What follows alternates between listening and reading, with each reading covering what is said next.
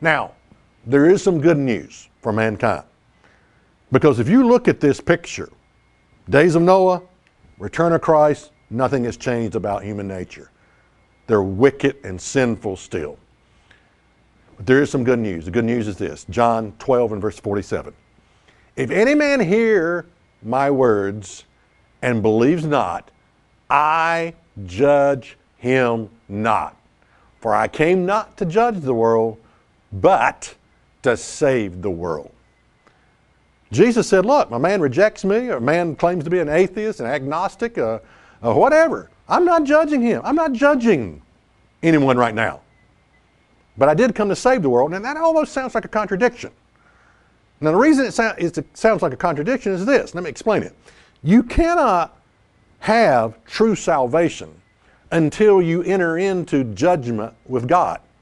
You have to be judged. You have to enter into being judged by God's standard of morality, the Ten Commandments. Unless you come to that point, you can't be saved. So in order to have true salvation, you have to enter into judgment with God. So here Jesus is saying, well, I didn't even come to judge the world, but I did come to save it.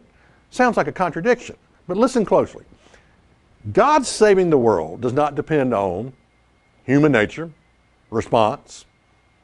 Doesn't depend on man's response toward God or man's response toward a minister or a message. It depends on, God saving the world depends on God's timing for which He wants to save that person. And right now, God is only calling a first fruit. Now, the first fruits have entered into judgment with God. The ones that God is calling have entered into judgment. The rest of the people are not being judged right now.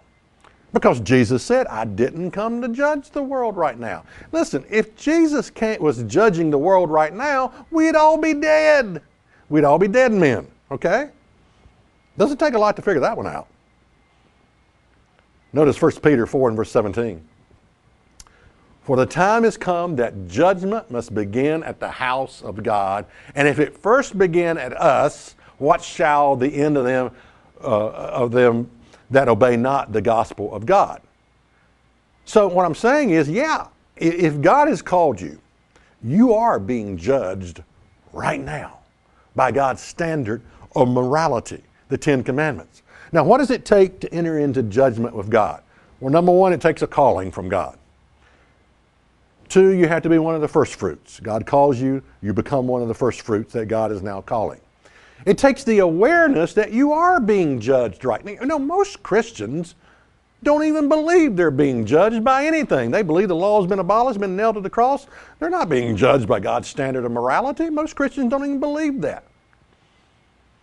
It takes a conviction of sin to enter into judgment with God. A conviction of sin, fourth commandment included. It takes knowing God's standard of morality, because that's what you're being judged by. And it takes the awareness of grace, that there is no condemnation to them whom God has called at this time. There is no condemnation. You see, when Jesus said, I didn't come to judge the world, but to save it, the saving of the world, the saving of humanity is a future event. After Christ returns to set up His kingdom on this earth, and especially during the second resurrection, when the rest of the dead will be raised. I didn't come, Jesus could have just as easily said, I didn't come to save everyone right now. I just came to make the way possible for mankind to be saved. Now, how did Christ 2,000 years ago make the way possible? Well, by dying for our sins. That's how He made the way. He paved the road for humanity to be saved. Okay.